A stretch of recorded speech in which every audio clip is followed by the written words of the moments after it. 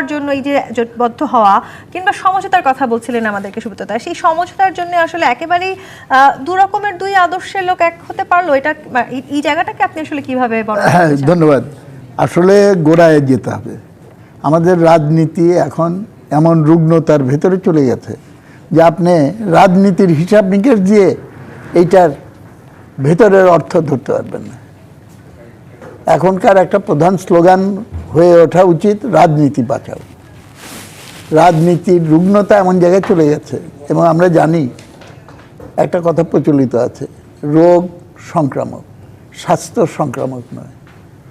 এবং যা এতদিন রাজনীতির ভেতরে অনুপ্রবেশ করে আছে সেইটারই বহিঃপ্রকাশ সাম্প্রতিক সময়ে আমরা দেখছি। যেটা কথা ছিল যে এই গণঅভ্যুত্থানের ভেতর দিয়ে আমরা একটা নূতন ধারায় বাংলাদেশকে নিয়ে যাব, যেটা দেয়ালের লেখন অনুযায়ী আমি বলছি, স্বাধীনতা এনেছি, সংস্কার আনব, এটাই ছিল গ্রাফিটির একটা প্রধান কথা। তাহলে পরে স্বাধীনতা মানে ৭১ যেই স্বপ্ন আমরা বাস্তবায়ন করতে পারি নাই, দেখেছিলাম স্বপ্ন, কিন্তু স্বপ্ন বাস্তবায়ন করে সেটাকেই কার্যকর করতে হবে। কিন্তু ওই যে শুরুর দিন থেকেই আমাদের পদস্থলন, সেই পদস্থলন চলতে চলতে চলতে আজকে যখন এসছি, এত বড় গণঅভ্যুত্থানের পরেও একটা বিকল্প পথে বাংলাদেশকে না নিয়ে পুরানো ব্যবস্থারই একটা নূতন সংস্করণ আমাদেরকে যেন উপহার দেওয়া হচ্ছে। এইখানে আমি বলতে চাই, কথাটা শুনতে খারাপ লাগবে কিন্তু এটাই সত্য। হাটে বাজারে গরু বিক্রি হয় না, সবচেয়ে হাইয়েস্ট বিডার তার কাছে গরু কিন্তু বিক্রি হয়ে চলে যায়। সুতরাং এর কাছে যাচ্ছে, ওর কাছে যাচ্ছে, কে আমাকে বেশি সিট দিবে, আমি তার কাছে চলে গেলাম। এখানে নীতি আদর্শের বালাই নেই, বালাই আছে, কারণ নীতিটাই হলো ব্যবসায়িক নীতি। আমি একটু যুক্ত করি, আমার দর্শকদেরকে একটু জানিয়ে রাখি। দর্শক, আমাদের সাথে জনাব আব্দুস সালাম যুক্ত হয়েছিলেন, বিএনপি চেয়ারপারসনের উপদেষ্টা। আপনাকে রাজকাহনে স্বাগত জানাচ্ছি। জি, মুজিদুল ইসলাম সেলিম, আপনি ব্যবসায়িক জায়গায় ছিলেন। ব্যবসায়িক বিবেচনাটাই প্রধান বিবেচনা হয়ে যায়। কেন এত এমপি হওয়ার ইচ্ছে কেন? কারণ জানে যে রাষ্ট্র ক্ষমতার ভেতরে থাকলে বা কাছাকাছি থাকলে আমি লুটপাটের একটা বিরাট পাহাড় গড়ে তুলতে পারবো। এটাই হলো আসল কারণ। তাহলে এখন আসলে যে সমঝোতাটা হয়েছে, যে সমঝোতা শব্দটি ব্যবহার করছে বারবার জামায়াত এবং এনসিপি, তারা আসলে কি কারণে এই সমঝোতাটা করলো? ক্ষমতার খুব কাছাকাছি থাকার জন্য? আমি তো বললাম এটাই কারণ, এবং তারা খুব এক্সপার্ট। কেননা তাদের মুখ থেকে আমরা জেনেছি যে 16 বছর 17 বছর তারা ছাত্রলীগের ভেতরে অনুপ্রবেশ করেছিল। অনুপ্রবেশ কিভাবে করতে হয় এবং সেটা কিভাবে কাজে লাগাতে হয় এটা খুব ভালো জানা আছে। অনেকেই বলে এক্সপ্লেনেশন যে এটা তো কৌশলগত ব্যাপার মাত্র, কিন্তু কৌশল যখন নীতিকে অতিক্রম করে যায় তখন সেই কৌশল হয়ে যায় নীতির স্থলন। এবং জামাতে ইসলামের সঙ্গে কিভাবে যায়? এই জামাতে ইসলাম 1971 সালের 16 ডিসেম্বর আত্মসমর্পণের দলিল, যেটা ইনস্ট্রুমেন্ট অফ সারেন্ডার, নিয়াজির সই করা, ওখানে লেখা আছে যে আমরা পাকিস্তানের সেনাবাহিনী, বিমান বাহিনী, নৌবাহিনী এবং along with all our auxiliary civilian and paramilitary forces unconditionally surrender করলাম। প্যারামিলিটারি সিভিলিয়ান ফোর্স এবং সিভিলিয়ান ফোর্স কারা? আলবদর রাজাকার, আর ওইদিকে হলো জামাতে ইসলাম। জামাতে ইসলাম বক্তৃতা করে যে আমরা কোনোদিন ক্ষমতায় ছিলাম না, একবার একটু দেখেন চেষ্টা করে, কি আহারে কি সুন্দর একবারে নিরপরাধ মুখ নিয়ে বলে। 71 সালে রাজত্ব করে নাই, 71 সালে মন্ত্রী ছিল না, তোমাদের রাজত্ব মানুষ দেখেছে, 30 লক্ষ মানুষকে হত্যা করেছে। বাংলার মাটিতে সেই শাসনকে কোনোদিন ফিরে আসতে দেওয়া হবে না। আমি পাবলিক মিটিংয়ে বলেছি, অস্ত্র জমা দিয়েছি, ট্রেনিং জমা দিইনি। অনেকে আমাকে বলেছে ট্রেনিং দিয়ে কী করবেন, আপনার বয়স হয়ে গেছে। আমি বলি যে মুক্তিযুদ্ধ এখনও শেষ হয়নি, কেন মুক্তিযুদ্ধ এখনও শেষ হয়নি। সুতরাং নূতন প্রজন্ম সেই দাবি করতে পারে, নূতন প্রজন্মের প্রতিনিধি, যে জামাতে ইসলামের সঙ্গে জোটবদ্ধ হয় কৌশলের নামে, এইটা না করে জামাত ইসলামের বিরুদ্ধে শক্ত প্রতিরোধ কিন্তু আবার এখানে অনেক ধরনের আলোচনা আছে। জনাব আব্দুস সালাম, এই যে এনসিপি জামায়াতের সাথে জোটবদ্ধ হয়েছে, এই আলোচনা দীর্ঘদিন চলেছে যে আসলে এনসিপি চেষ্টা করছে হয়তো বিএনপির সাথে সমঝোতায় যাবার, সেখানে আসন ভাগাভাগি কিংবা আসন বন্টন নিয়ে আসলে তাদের সেই সমঝোতা জায়গাটিতে পৌঁছাতে পারেননি বলেই তারা আজকে এই জামায়াতের সাথে জোটবদ্ধ হয়েছেন বা জামায়াতের সাথে সমঝোতায় গিয়েছেন। আসন ভাগাভাগি তার মানে আসলে শুধুমাত্র ক্ষমতায় যাওয়াকে কেন্দ্র করেই কি যে কোনো দল যে কোনো সময় মত, আদর্শ, নীতির বাইরে গিয়ে আসলে সমঝোতায় এক হচ্ছেন? আপনাকে ধন্যবাদ, আমার সহযোগী বিজ্ঞ আলোচক ওনাদেরকে ধন্যবাদ জানাই। আমার দেরি হয়েছে, এটার জন্য দুঃখ প্রকাশ করছি। শোনেন, আসলে এটা তো তারা যে আজকের এই যে জোট বা যেটা করতে যে রাজনীতিটাকে এমন একটা পর্যায়ে নিয়ে গেল যে এই জেনারেশনটাকেও যদি মনে করেন যে সত্যি কথা রাজনীতিটাকে প্রপার ওয়েতে তারা হ্যান্ডেল করতে না পারে, লিডারশিপে না আসতে পারে, তাহলে পরবর্তী প্রজন্মের কি হবে? তা আমরা আসলে আমাদের প্রজন্ম, অর্থাৎ সেলিম ভাইরা তো আমাদের সিনিয়র, তারপরে মনে করেন আমাদের প্রজন্ম তো মোটামুটি শেষ পর্যায়ে। তা এখন যদি এই দেশটাকে সামনের দিকে এগিয়ে নিয়ে যেতে হয়, তা আমরা তো খুব আশা ভরসা ছিল যে এই প্রজন্মের যে তরুণরা আজকে এই জুলাই অভ্যুত্থানে যারা অংশগ্রহণ করেছে তাদের মধ্যে কেন ক্ষমতা বা এমপি হওয়ার জন্য এত আসবে কেন? তাদের তো থাকবে যে রাজনীতিটা কিভাবে নিয়ে আসা যায়, যে তারা নতুন রাজনীতির কথা বলছে। তো নতুন রাজনীতিকে এইটা হলো নতুন দুঃখের সাথে বলতে হচ্ছে নতুন রাজনীতিকে এইটা যে জামাতের সাথে আজকে এই প্রজন্মের ছাত্ররা আজকে ঐক্য করে তারা ক্ষমতার ভাগের জন্য চিন্তা করবে, এটা কোনোভাবে এই দেশের মানুষ অন্তত এটাকে মেনে নেবে না। এটা বলবো যে শুধু এটা তাদের ক্ষতি করে নাই, এটা দেশের ক্ষতি করছে। ভবিষ্যৎ প্রজন্মের রাজনীতিতে যে তাদের অবদান, যে সুযোগটা ছিল সেটাকে তারা নষ্ট করে দিয়েছে। এটার জন্য কোনো না কোনো ভাবে আপনি যে রাজনীতিটাকে ক্ষতির কথা বলছেন সেই ক্ষতি অনেকটা বিএনপির দিকেও আভাস দিচ্ছে কিনা?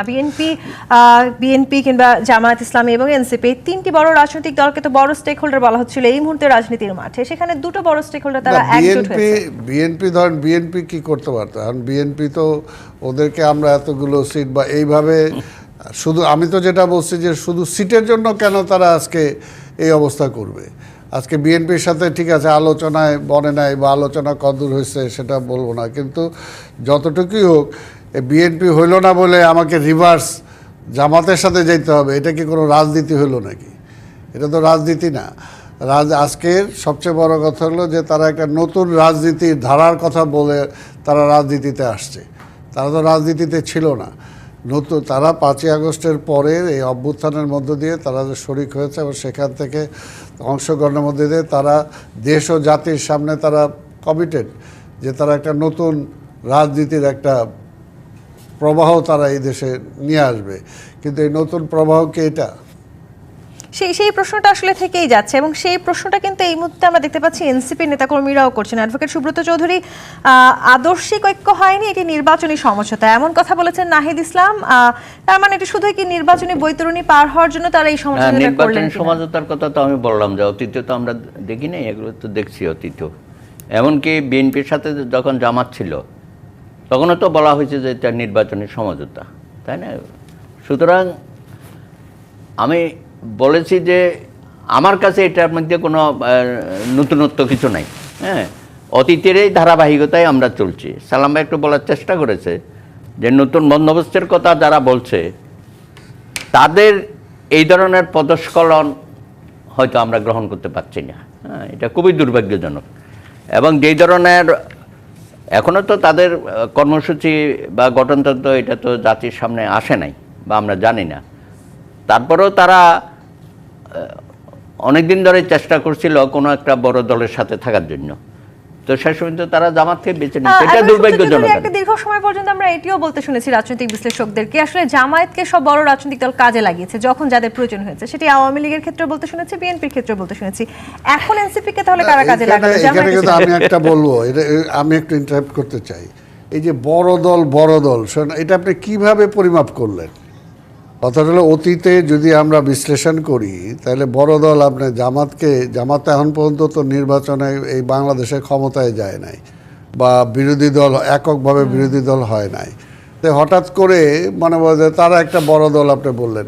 বাংলাদেশের ভোটাররা কাকে ভোট দিবে আপনি অ্যাডভান্স কিভাবে ঠিক করতে পারতেছেন বা যারা ঠিক করতেছে তারা কিভাবে আমি বলতে যে এনসিপি চাচ্ছিল বিএনপির সাথে যাবে না জামাতের সাথে যাবে। প্রথম দিকে তো যেটা শোনা গেছিল যে তারা হয়তো বিএনপির সাথে কিছু আসন সমঝোতায় যাবে। তো যাই হোক, সেখানে হয় নাই, এখন জামাতের সাথে গেছে। বড় দল ওই অর্থে যে তাদের লম্পজম্প আমরা দেখতেছি এবং তারা বলছে যে আগামী দিনে তারা হয়তো সরকার গঠন করবে, অনেক কথাই তো তারা বলতেছে।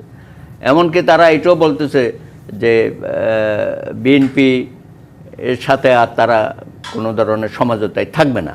তো এইসব তো হুমকি টুমকি অনেক লম্পজম্প দেয়, শেষ পর্যন্ত কী হবে তো জানি না। আমার কথা হলো, বলবো জি, হ্যাঁ, আমার কথা হলো যে এই যে এনসিপির নেতৃবৃন্দ বয়সে তরুণ এবং জীবনের শক্তিতে উজ্জীবিত, তারা যুব সমাজের প্রতিনিধি দাবি পরিত্যাগ করেছে এবং গণ সেটা কেন? অভ্যুত্থানের তারা জামায়াতের সাথে বলছি আমি, জোটবদ্ধ হয়েছে বলে? গণ অভ্যুত্থানের নেতৃত্বের দাবি করার সুযোগ সম্পূর্ণভাবে তারা পদদলিত করেছে।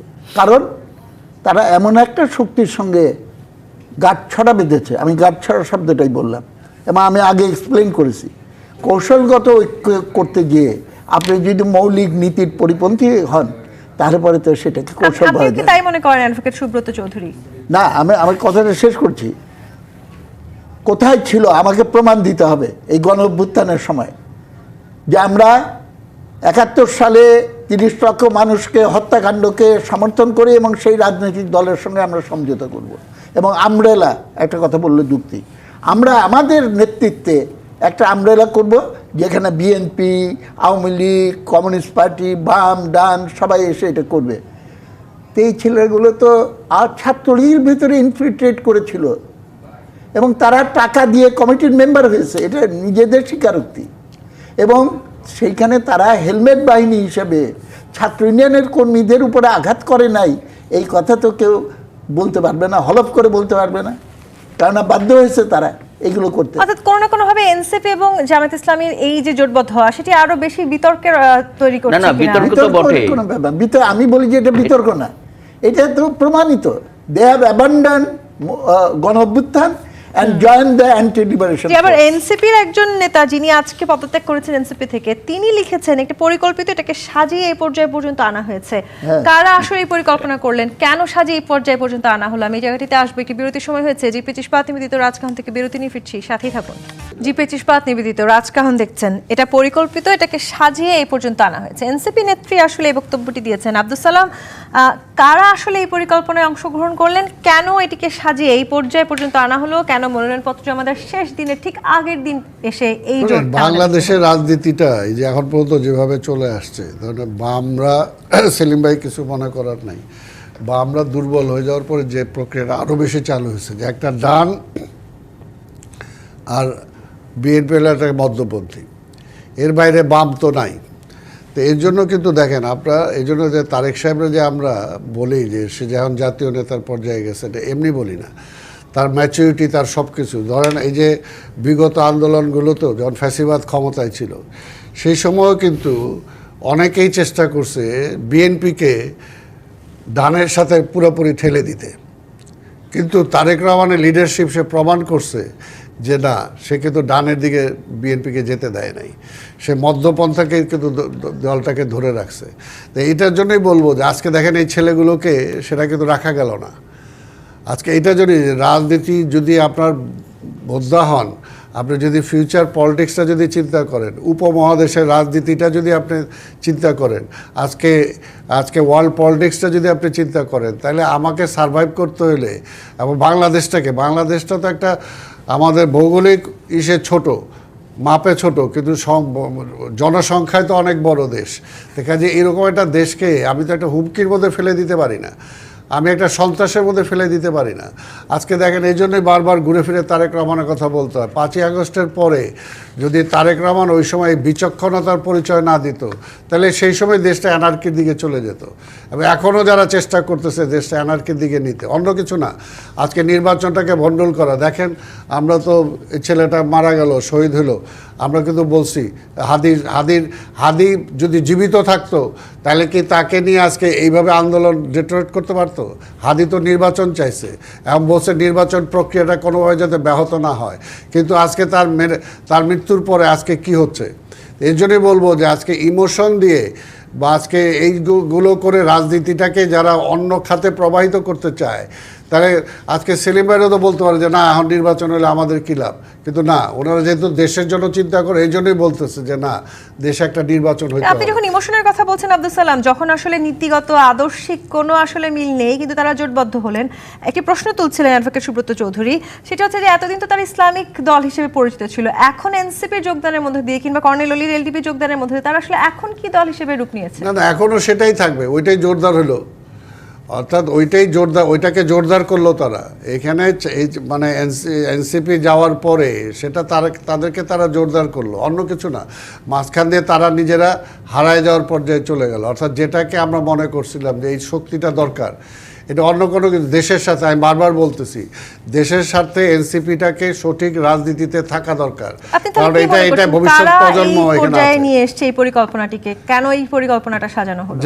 যারা চাচ্ছে না এই দেশটা দাঁড়াক, যারা চাচ্ছে আজকে চরম ডান চরম বাম একটা শক্তির মধ্যে একটা দ্বন্দ্ব লাগাই দিয়ে এই দেশটাকে ধ্বংসের দিকে নিতে, এই দেশের যাতে গণতন্ত্র ফিরে না আসে, গণতান্ত্রিক প্রক্রিয়া ফিরে না আসে, একটা নির্বাচন যাতে না হয়, একটা নির্বাচিত সরকার যাতে না আসতে পারে, এটার এই পরিকল্পনার অংশই এগুলো।